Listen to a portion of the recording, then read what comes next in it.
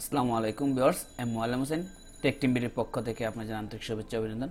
তো ভিউয়ার্স, আমি আজকে আপনাদের যে বিষয়টি নিয়ে টিউটোরিয়াল দেওয়ার চেষ্টা করব সেটা হচ্ছে যে ফেসবুকে যে আমরা অ্যাড রান করি বা যে বিজ্ঞাপন দেই, তো সেই বিজ্ঞাপনে আসলে আমাদের কিছু ইমেজ তৈরি করা লাগে। অর্থাৎ আমরা এখানে যে ফেসবুক, অর্থাৎ আমরা এখানে বিজ্ঞাপন, তো আমরা ফেসবুকে এখানে একটা বিজ্ঞাপন দেখতেছি অ্যাপসমো থেকে। তো এখানে দেখেন একটা ইমেজ দেওয়া আছে, ইমেজটা প্রায় বলা যায় যে স্কোয়ার, অর্থাৎ দৈর্ঘ্য অথবা হাইট বেশি থাকতে পারে। তো মূলত এই বিজ্ঞাপনগুলো বিভিন্ন কোম্পানি বিভিন্ন রকম বলে থাকে, তো এগুলো আসলে অ্যাকচুয়াল থাকে না, যার কারণে আমাদের এর থেকে ভালো রেভিনিউ বা ভালো পারফরমেন্স আসে না।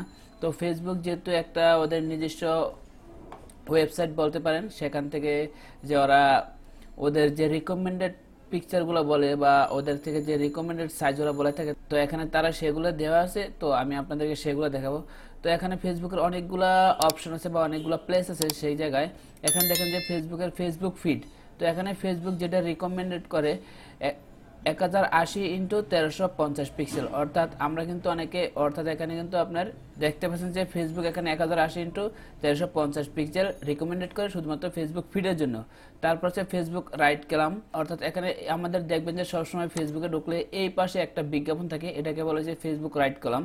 তো এখানে মূলত ফেসবুক রিকমেন্ডেড করে যে 1200x1200 পিক্সেল। তারপর আছে ফেসবুক ইনস্ট্যান্ট আর্টিকেল, এখানে মূলত হচ্ছে 1200x1200।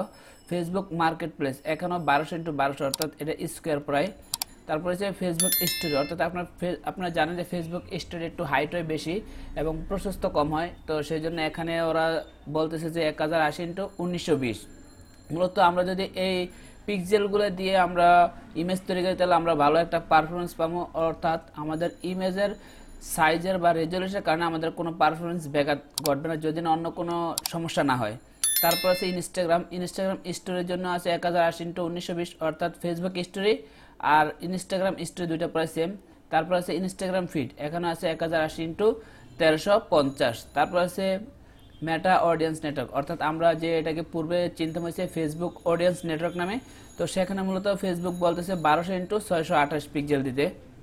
তারপর আছে মেসেঞ্জারও মূলত দেখতে পাচ্ছি যে আমরা এখানে যে ইনস্টাগ্রাম স্টোরি এবং ফেসবুক স্টোরি এখানে যা আছে ঠিক মেসেঞ্জারও সেম, কারণ এই মূলত এই একটু হাইট বেশি থাকে, প্রশস্ত কম থাকে। তারপর আছে মেসেঞ্জার ইনবক্স, এখানে স্কোয়ার 1200x1200 স্পন্সর মেসেজ, অর্থাৎ এখানে 1200x628, অর্থাৎ আমাদের এখানে ফেসবুক যেই সাইজগুলো রিকমেন্ডেড করে এগুলো যে আমরা দেই, আমরা মূলত যে অ্যাডের যে ইমেজের রেজলিউশনের কারণে যে সমস্যা, সেই সমস্যাটুকু আর আমরা ফেস করবো না, অর্থাৎ সমস্যাগুলো আমরা পাবো না, হয়তো অন্য কোনো যদি আমাদের সমস্যা না থাকে।